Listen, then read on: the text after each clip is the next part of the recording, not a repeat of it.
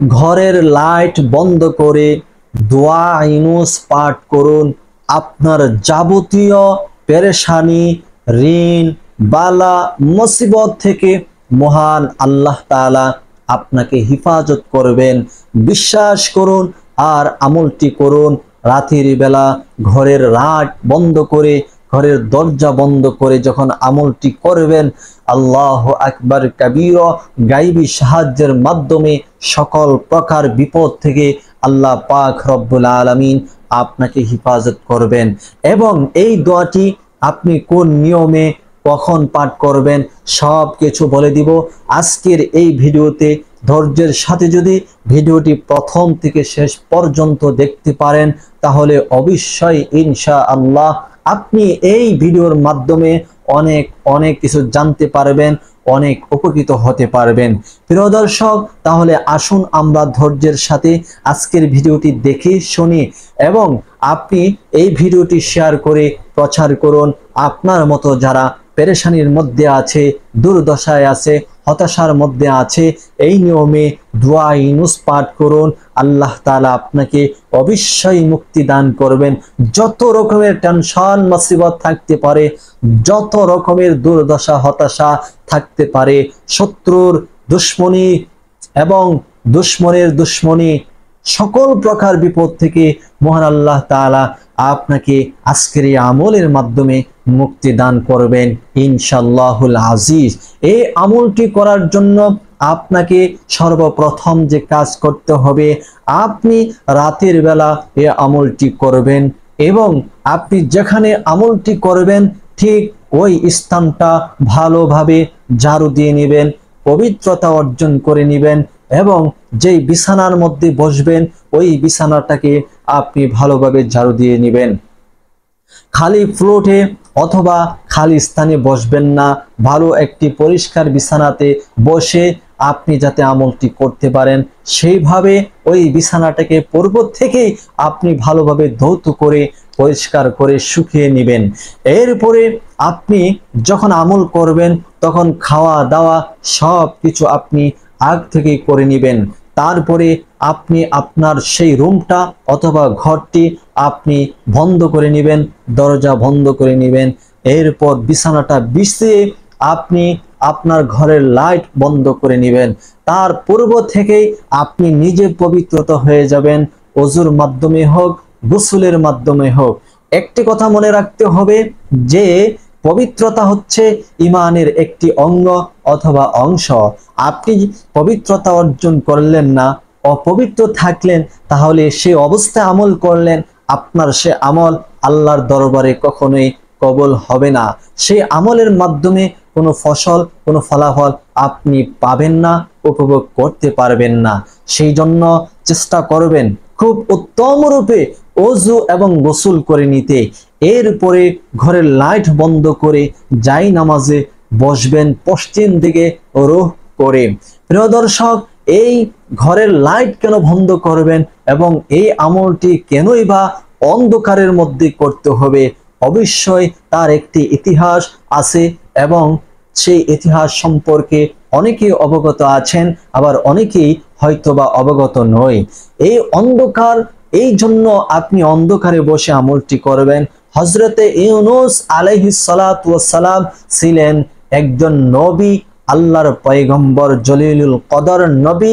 ওই নবী আলাইহিস সালাতু ওয়াস সালাম, ইউনূস নবী যখন তার কওমের নিকট দাওয়াত দিত, দিনের দাওয়াত নিয়ে যেত, আর তার কওমের লোকজন যখন আল্লাহর রাসূলকে অবজ্ঞা করত, দিন মানত না, দাওয়াত মেনে নিত না, দাওয়াত কবুল করত না, তখন নবী ইউনূস আলাইহিস সালাতু ওয়াস সালাম এই একটি নৌকাতে উঠে গেলেন, একটি জাহাজের মধ্যে উঠে গেলেন যে এই কওমের কাছে আর থাকবেন না, অন্যত্র চলে যাবেন। এইভাবে রাগ এবং জেদ নিয়ে, গুসা নিয়ে যখন নবী পয়গম্বর ইউনূস আলাইহিস সালাতু ওয়াস সালাম একটি বোটের মধ্যে উঠে গেলেন, একটি জাহাজে উঠে গেলেন, তখন ওই জাহাজ যখন সাগরের মধ্যবর্তী চলে গেছে, তখন জাহাজ বন্ধ হয়ে গেছে, তখন প্রবল বেগে বাতাস, ঝড়, তোফান ইত্যাদি চালু হয়েছে।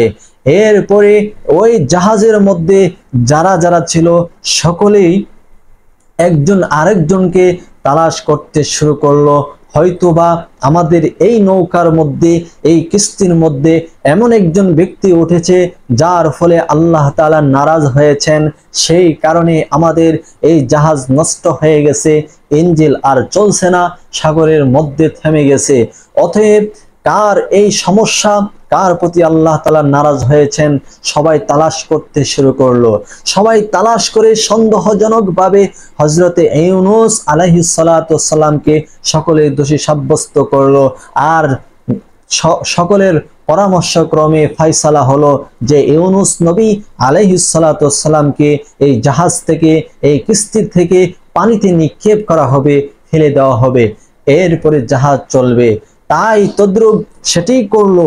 হযরত ইউনূস আলাইহিস সালাতু ওয়াস সালামকে সকলে ধরে এই নদীতে ফেলে দিলেন, অথবা ইউনূস আলাইহিস সালাতু ওয়াস সালাম এই নদীতে ঝাঁপ দিলেন, যার ফলে আল্লাহ তাআলার পক্ষ থেকে একটি তিমি মাছ আসলো, বিশাল আকারে দেহ বিশিষ্ট একটি মাছ আসলো। তার নাম বলা হয় তিমি মাছ, অথবা অন্য অন্য নামকরণ থাকতে পারে। ওই মাছ এসে সাথে সাথে হযরতে ইউনূস আলাইহিস সালাতু ওয়াস সালামকে গিলে ফেললেন। আর যেই সময় হযরতে ইউনূস আলাইহিস সালাতু ওয়াস সালাম নৌকা থেকে ঝাঁপ দিয়ে নদীতে পড়েছেন, ওই সময়টাই ছিল রাত, গভীর রাত, অন্ধকার রাত। সেই রাতে আবার মাছের মধ্যে, মাছের পেটের ভিতরে ঢুকে গেছে। তাহলে এক অন্ধকার হচ্ছে রাতের, আরেক অন্ধকার হচ্ছে মাছের পেটের ভিতরে, আরেক অন্ধকার হচ্ছে নদীর ভিতরে। তাহলে চিন্তা করে দেখেন, তিনটি অন্ধকারের ভিতরে আল্লাহর নবী হযরত ইউনূস আলাইহিস সালাতু ওয়াস সালাম প্রবেশ করেছিলেন। আর ওইখানে থেকেই হযরত ইউনূস আলাইহিস সালাতু ওয়াস সালাম আল্লাহ তাআলার কাছে ভুল স্বীকার করলেন, লা ইলাহা ইল্লা আনতা সুবহানাকা ইন্নী কুনতু মিনাজ জালিমিন।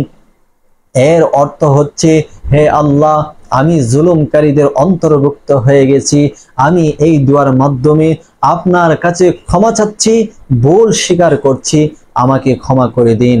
এরপরে এই মাছের ভিতরে থেকে যখন এই ওজিফা করলো, এই দোয়া পাঠ করলো, আল্লাহ তাআলা হযরতে ইউনূস আলাইহিস সালাতু ওয়াস সালামকে সেই মুক্তি দান করলেন। মাছের পেট থেকে নদীর সাগরের পাড়ে রেখে গেল সেই মাছ। এইভাবে আল্লাহর নবী সাল্লাল্লাহু আলাইহি সাল্লাম এই দুয়ার মাধ্যমে মুক্তি পেয়েছেন। আপনি ঠিক ওই সময় লাইট বন্ধ করে দিবেন, অন্ধকারের মধ্যে বসে বসে আপনি এই দোয়াটি পাঠ করবেন, লা ইলাহা ইল্লা আনতা সুবহানাকা ইন্নী কুনতু মিনাজ জালিমিন। এই দোয়াটা যখন পাঠ করতে থাকবেন, আল্লাহ তাআলা আপনার কাঙ্ক্ষিত যে উদ্দেশ্য, সে উদ্দেশ্য আল্লাহ তাআলা পূর্ণ করবে। আপনার সমস্ত জুলুম নির্যাতন যা আপনি করেছিলেন আল্লাহ তাআলা ক্ষমা করবে, এবং আপনার প্রতি যারা জুলুম করতেছে, নির্যাতন করতেছে, আল্লাহ তাআলা সেই জুলুম থেকে, সেই নির্যাতন থেকে আপনাকে রক্ষা করবে। বিশ্বাস করুন আর সেইভাবেই আমলটি করুন। এই দোয়াটি পাঠ করবেন মাত্র 140 বার। ঘরের লাইট বন্ধ করে 140 বার লা ইলাহা ইল্লা আনতা সুবহানাকা ইন্নী কুনতু মিনাজ জালিমিন পাঠ করবেন। যে উদ্দেশ্যে পাঠ করবেন ইনশাআল্লাহ সে উদ্দেশ্যে আল্লাহ তাআলা পূর্ণ করে দিবে। এইভাবে আপনি মাত্র 3 দিন এই আমলটি করুন। 3 দিনের ভিতরে আল্লাহ তাআলা এমন একটি রেজাল্ট আপনাকে দান করবে, যে রেজাল্ট দেখে আপনি আনন্দিত হবেন, খুশি হয়ে যাবেন। আপনার টেনশন, বালা, মুসিবত সব কিছু দূর হয়ে যাবে। আল্লাহ তাআলা সকলকে যেন সকল প্রকার বিপদ থেকে হেফাজত করেন। আমি সবার কাছে সবার জন্য দোয়া করি, আল্লাহ যেন সবাইকে বিপদ আপদ থেকে মুক্তি দান করে। আর বিশেষ করে আজকের এই ভিডিওটি প্রথম থেকে শেষ পর্যন্ত যারা দেখেছেন সবার জন্য অন্তর থেকে দোয়া করি, আল্লাহ আমার ওই সমস্ত ভাই বোনদের আল্লাহ তুমি সকল প্রকার বিপদ থেকে হেফাজত করিও, সকল প্রকার ঋণ থেকে আল্লাহ তাদেরকে আপনি হেফাজত করিও, সকল প্রকার মুসিবত থেকে আপনি তাদেরকে হেফাজত করিও। আর সকলেই আজকের ভিডিওটি শেয়ার করে প্রচার করুন। আসসালামু আলাইকুম ওয়া রাহমাতুল্লাহি ওয়া বারাকাতুহু।